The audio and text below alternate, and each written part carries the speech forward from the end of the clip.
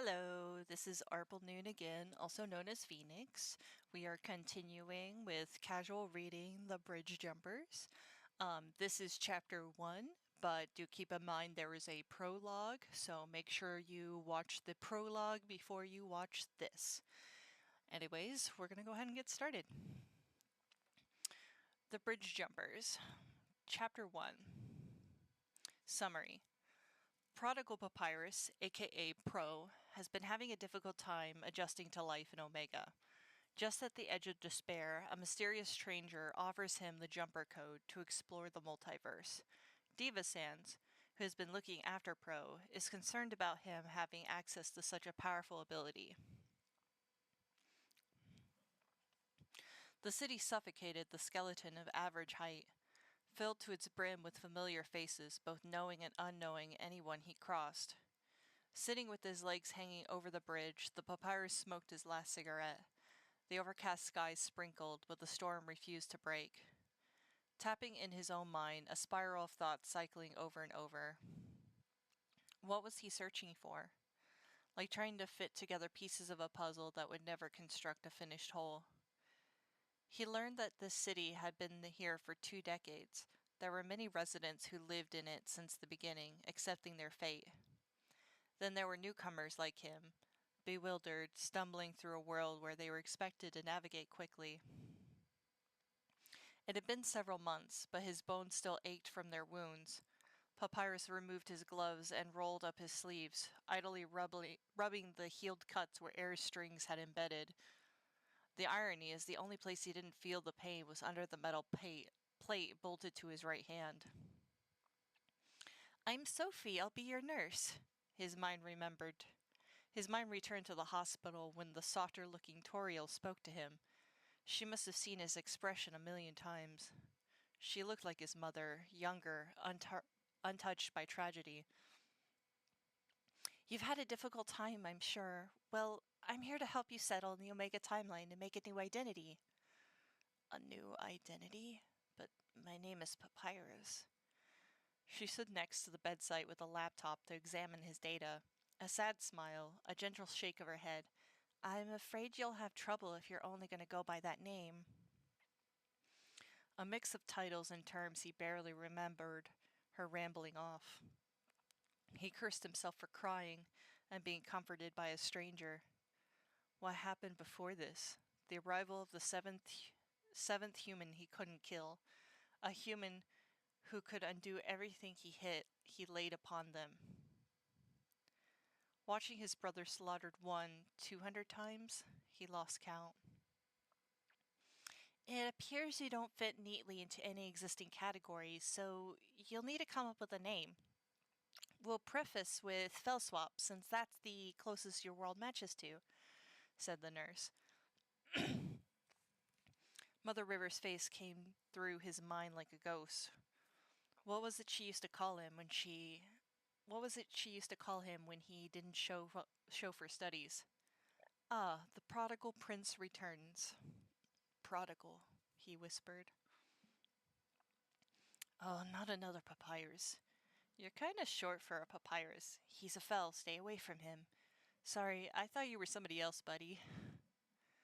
Prodigal wandered into a part of the city he wasn't familiar with. This place stretched like an endless world of concrete. He'd been here for about 45 minutes after he propped himself on the railing. A few souls passed, but here he felt less seen. Maybe now he could disappear quietly, as countless others had. Standing still on the railing, the rubber of his soles threatened to slip, but he kept balance, holding onto the pole next to him. The rushing water below helped to take away the thoughts of the past and the present. He could feel its allure, wondering where it would take him if he let it. Knowing his luck, he'd be back in the hospital, but at least the pain of the turning, the freezing cold might block out the afflictions upon his soul. Despite the reasons his mind told him to go back, he was leaning ever forward, testing his control, where mind and body might slip. One more time he summoned the calibrate button, still gray, having lost its light. I think I could tell you how to jump in a way that's far more productive than that, Sonny. Throwing both arms around the pole, Prodigal turned his gaze to an elderly turtle monster wearing a matching fedora and tweed suit. Catching his breath, Prodigal cursed himself for not noticing someone's approach. How long have you been watching me? Long enough. The turtle squinted his eyes and tilted his head. You seem like the type who needs someone looking after you. A soft groan, his shoulders tightened. I'm fine. Are you? He said, walking up beside Prodigal, tapping his shoes with a claw. See, hands go on railings, feet go on the sidewalk. Even if he felt like doing something reckless, it was less so now. Prodigal rolled his eyes, swinging back onto the safety of the bridge. He tucked his hands into his pockets. Happy now? The turtle hummed with a slight grin. You're feeling awfully trapped here in the OT, aren't you? I think all you need is a little adventure. If you're trying to hire me for something, I guarantee I'll be the worst employee you ever had. I'm disobedient and I don't get along with others. The turtle held up his claw with a slight shake. Nothing like that. No, I'm not trying to sell you anything either, Sonny. What I'm offering is free. A chance to break out of this place, to see the multiverse for yourself. He held his claw forward for a shake. I have the jumper code. You could copy it from me, of course, and see more of what this reality has to offer. Prodigal shifted slightly, squinting his eye sockets. What's the catch? The old monster shrugged. No catch. Whatever you choose to do with the code is your business. I'm just being a friendly Samaritan. Couldn't be any worse than what you're already planning to do. I wasn't planning. Oh, never mind. Prodigal stared at the hand, fearful that something Faustian might transpire should he take it. But what the turtle said, he couldn't deny the truth. Maybe this was a chance at something more. And if it wasn't, well, he wasn't getting any better. Finally, he took the handshake. His bones tickled with the transfer of the code into his body, gaining the knowledge of portals and several known worlds that could be reached within them. A chuckle escaped the old monster as he pulled his hand back. After adjusting his hat, he walked around Prodigal towards the end of the bridge. Good luck, Sonny! Prodigal watched him go before looking back to his hand. Well, now he really wasn't sure what to do. The whole multiverse had been opened up to him. His mind swam with countless incomplete thoughts. I think I need a drink, he mumbled before shortcutting away.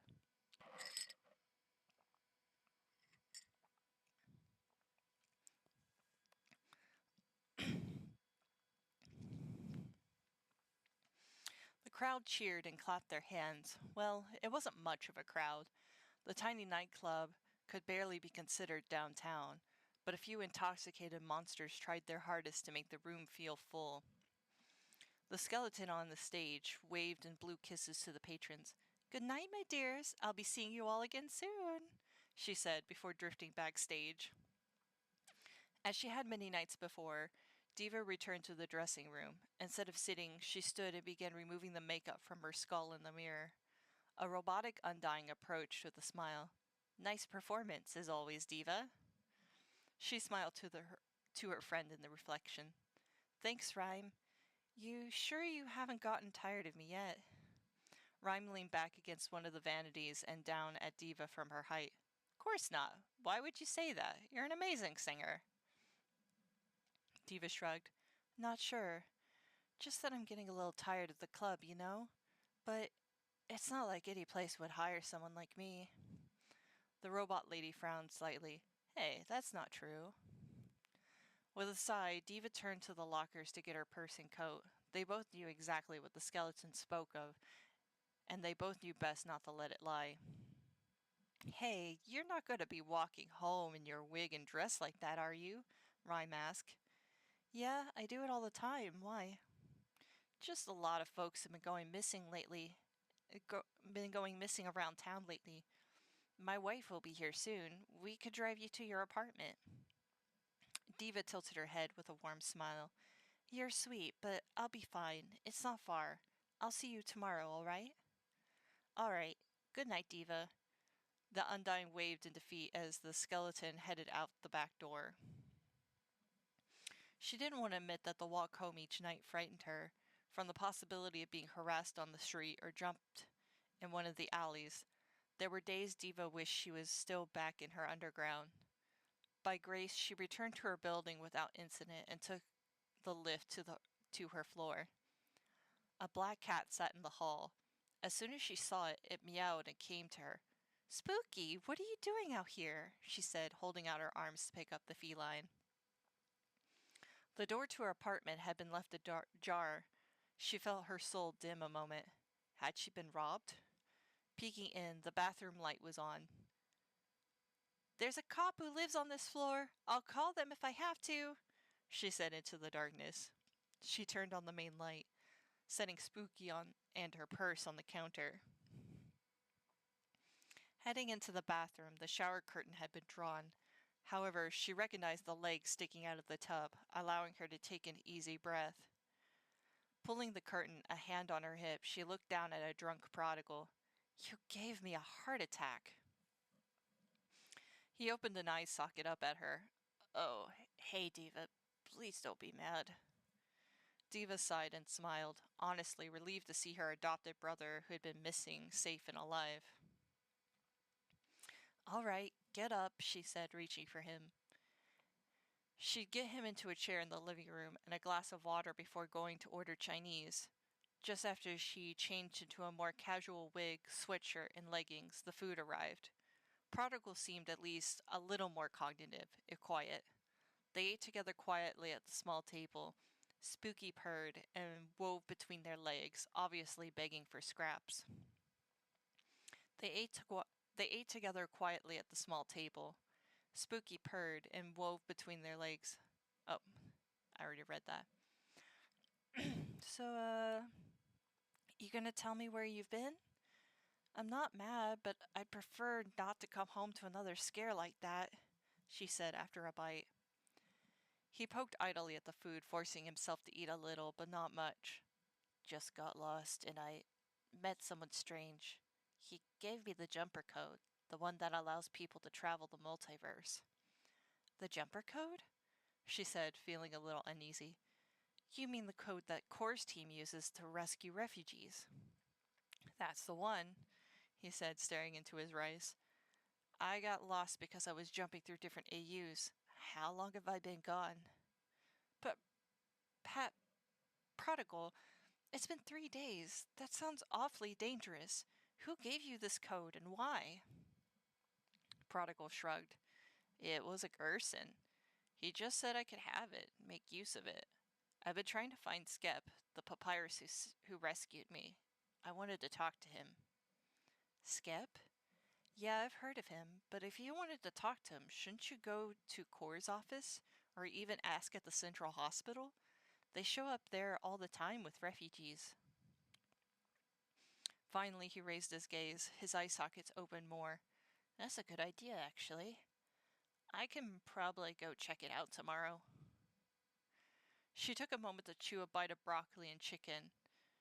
What are you going to ask him when you find him? She said after swallowing. At that, Prodigal lowered his gaze again, left hand rubbing over the metal plate under his glove. I don't know. He saved me, but he just dumped me in the hospital. He saved me, but did it mean anything to him? A sad hum. I'm sure he's really busy, Pro. I doubt he has much time to talk to everyone he rescues.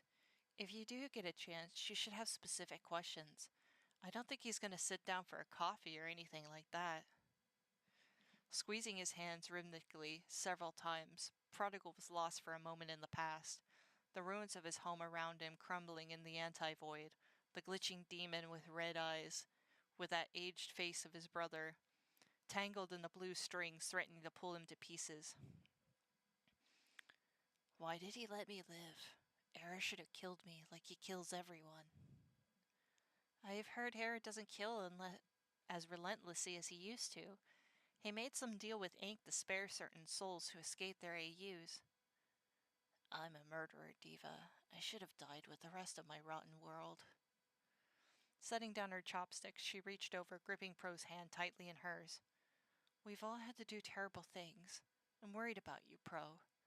I wouldn't have agreed to have you if I didn't think you deserved better. She took a deep breath, cupping his hand in both of hers. When I was rescued, they examined my code to figure out what world I'd come from. It was too different to fit into an existing category, so I had to name it myself. I know you had to do that too. Give a name to a world that doesn't exist anymore. A name for all your lost friends and family. A name for a digital tombstone. You're not the brother I lost, but you're no less a brother to me. This jumper code, it's dangerous.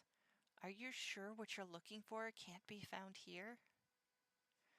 The taller skeleton remained quiet for a long moment. His expression made Diva feel like no one had ever told them they cared. It was only when Spooky leapt into his lap purring that Prodigal pulled away to get to pet the feline. I don't know, he mumbled. I know it can't be easy. You were a prince. It must have felt like you lost more than anyone. But you survived. Not everything is lost. We can still build something of value here in the OT. I'm not really hungry. I think I'll go to bed now, he said, getting up and carrying Spooky in his arms. Diva watched as he went to his room. Had she lectured him again? Maybe. She just wished she could help him find the happiness he deserved. Diva's phone buzzed as she lifted it to check her notifications. A text from Lee. A blush. Her soul flickered a moment. Hunger left her as she rushed off to her room, falling back against the bed as she checked the message. Nice dress. How was work? It said, referring to the pictures she'd sent the day before. She'd been texting this anonymous friend she met in an open chat for nearly 2 years now. Diva felt so relieved when she first showed him her face, as he didn't question her category. Boring. How about you? She texted back. Stressful. The boss is always breathing down our necks. Diva rolled over and idly pulled a pillow into her arm as she texted. You always say that. Have you thought about getting a new job? A slight delay. Yeah, but the market isn't exactly open to guys with my particular skill set.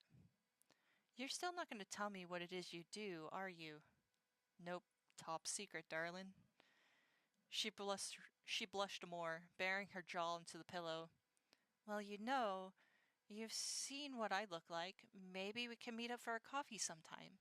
Pressing send, she dropped her phone and hid her face in the pillow. She really didn't know anything about this guy other than what he told her. And even then, he'd been so careful on what he said. The best she could assume was that he must work for Corfrisk, considering how secretive he was. Her phone buzzed and she picked it up quickly. I'd love to, but I can't. Not anytime soon.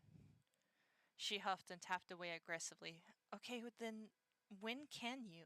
I'd really like to actually meet you. You've been such a good friend to me. Minutes passed as she stared at the screen. She ruminated over every detail from their relationship. Maybe he didn't really like her. Maybe now that he knows what I am, he's just trying to be nice. Maybe I'm being too forceful. He has been flirting with me, hasn't he? Maybe he already has someone in his life. Her soul leapt as the next message came through. Sorry, Diva. I really don't think that's a good idea. You're a good person. You shouldn't be seen with someone like me. Yeah, he was just being nice.